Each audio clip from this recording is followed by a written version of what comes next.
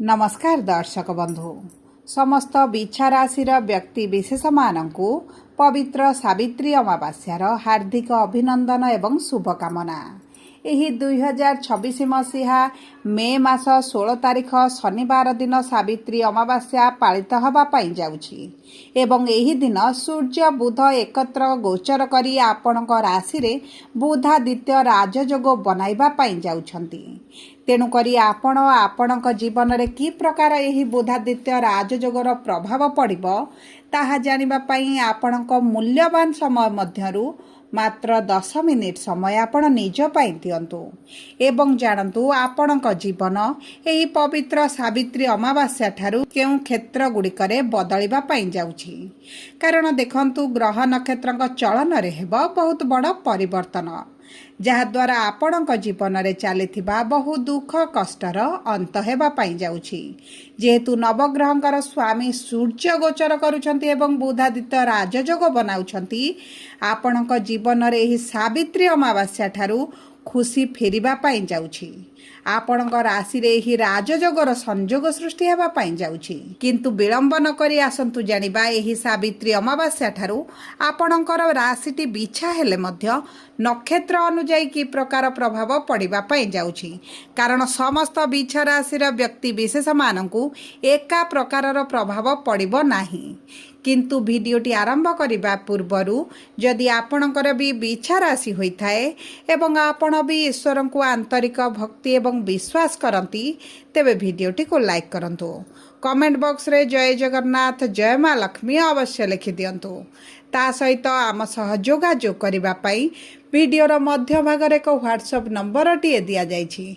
जो नंबर साहाय्य आपण आम सह जोगाजोग करी निजर नूतन कुंडली प्रस्तुत करि परिबे, कुंडली विश्लेषण कराई परिबे किंबा आपणकर चाकरी विवाह व्यवसाय प्रेम संपर्क शिक्षा स्वास्थ्य को नहीं किछि समस्या रहिछि ताहार सहजरे एवं स्वल्प मूल्य रे समाधान करि परिबे। सेतिपई आपण आम सह वीडियोर शेष पर्यंत जोड़ी होई रुहंतु एवं व्हाट्सएप नंबर माध्यम आम सह जोगाजोग करी निज समस्यार समाधान करंतु। एबे आसंतु कार्यक्रमटी को आग को बढ़ाइबा एवं जानिबा आपणक राशि रे क्यों प्रकार परिवर्तन हेबा पाई जाउछि। देखंतु आपणक राशि रो स्वामी मंगल सूर्य बुध शुक्रंक सहित शनिक राशि रे विराजमान थिबारु आपणक स्वास्थ्य रे टिके समस्या आपण देखुथिले। आर्थिक परिस्थिति बहुत अधिक खराब रहुथिला। आपणकर आय अपेक्षा व्ययटी बढ़ी जाइथिला। व्यवसाय रे मांदा परिस्थिति सहित आपणकर एभଳି कार्य आपणक जीवन रे आसुथिला जे कारणरू ऋण सुझिबा पाई चिंता करिले मध्य ऋण सुझी पारु नथिले किंबा ऋण सुझिबा पाई मध्य आपणक पाखरे पर्याप्त अर्थ प्राप्ति हेउ नथिला। ता सहित आपणक पारिवारिक जीवन रे समस्या संतान संतति को लेकिन अत्यधिक समस्या रही। कर्म क्षेत्र रे तो एभଳି समस्या रहउछि जहाँ आपणक मानसिक दुश्चिंता सहित शारीरिक पीड़ा जंत्रणा को मध्य वृद्धि करुछि। तेबे एही भଳି जहाँ भी समस्या आपणक जीवन रे चलिथिला ताहा एही सावित्री अमावास्या ठारू दूर हेबा पाई जाउछि। कि देखंतु बिछा राशि तीनोटी नक्षत्र रही विशाखा बिछा अनुराधा बिछा एवं ज्येष्ठा बिछा। तेबे सर्वप्रथम जानिबा विशाखा बिछा राशि व्यक्ति विशेषଙ୍କ जीवन रे एही सावित्री अमावास्या परठारू कि प्रकार परिवर्तन हेबा पाई जाउछि। देखंतु आपण मानकर नक्षत्राधिपति हेले देवगुरु बृहस्पति एवं गुरु विराजमान करिसंते अष्टम भाव रे जेउ कारणरू आपण को एतटा शुभ फल प्रदान करूनाहांती।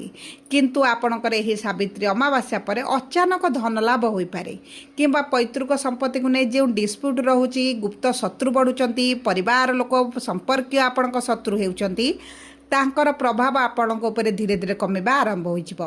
ता सहित आपणको अचानक किछि धन लाभ होई पारे आपणको कोनोसी ना कोनोसी मार्गरु अर्थ प्राप्ति होई पारे एवं जो माने विद्यार्थी अछंती शिक्षा क्षेत्र रे सेमाननको निश्चित भाव रे आकाश छुआ सफलता प्राप्ति हेबो।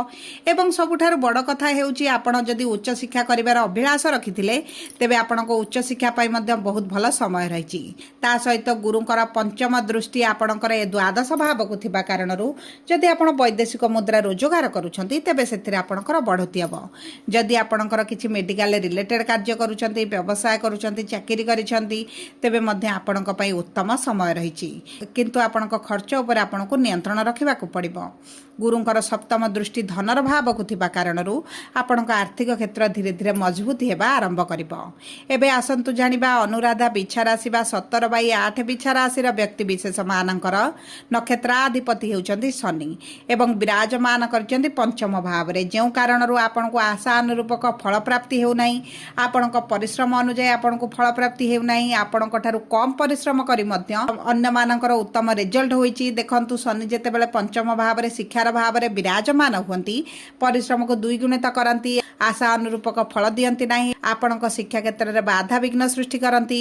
किंतु सबुठारू बड़ कथा हेउची आपणकर रस्याधिपति मंगल जेहेतु पंचम भाव रे अछंती, आपणकर विपरीत परिस्थिति रे मध्य आपण शिक्षा क्षेत्र रे आगो को बढ़िबे, मन पसंदर कोर्स करिवे, मन पसंदर कॉलेज रे एडमिशन करिवे एवं जे व्यक्ति मानकर संतान प्राप्ति रे विलंब हेउथिला सेमानकु संतान प्राप्ति रे मध्य प्रबल योग बनुची। आपणक शिक्षा क्षेत्र सहित आपणक प्रेम संपर्क रे मध्य उत्तम फल प्राप्ति हेबो।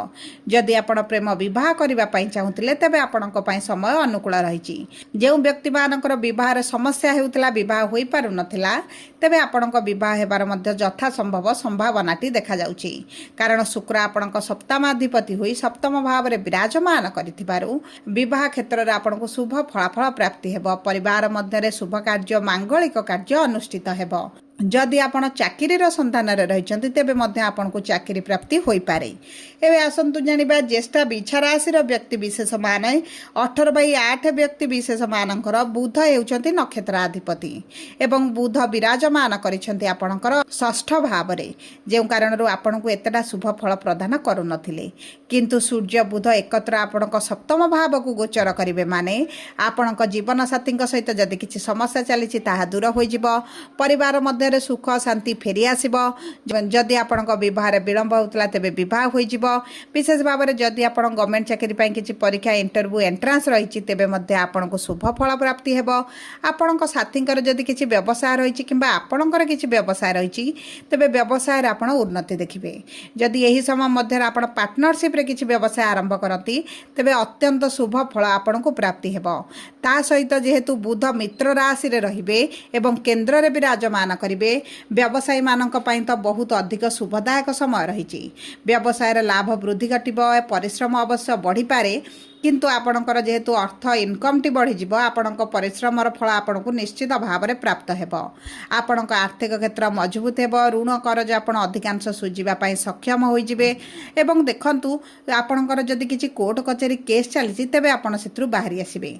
आपणक रोग प्रतिरोधक शक्ति वृद्धि घटिबो एवं जो बिछा राशि व्यक्ति विशेष मानकर चर्मजनित समस्या किंबा अस्थि जातीय समस्या थिला सेमानंकु सेतिरे उपशम प्राप्ति हेबो। निज खाद्य पानीय अत्यंत भाव में दायित्व नियंतु। गैस डाइजेशन समस्या, पेट जंत्रणा भली समस्या मध्य आपण देखि पारंती।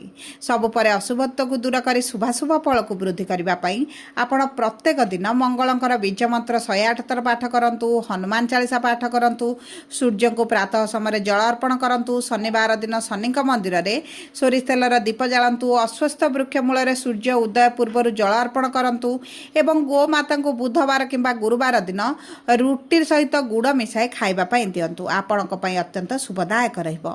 जदि आपणकर बिछा राशि होइताय भिडियोटी किभଳି लागला कमेंट बॉक्स रे लिखि जणांतु। जदि आपणक प्रियजनकर बिछा राशि होइताय भिडियोटी तांको सहित शेयर करंतु। जदि प्रथम थर आम चैनल को आसिछन्ते चैनल टी को सब्सक्राइब करंतु। पाखरे थिबा बेल आइकन को प्रेस करंतु। धन्यवाद।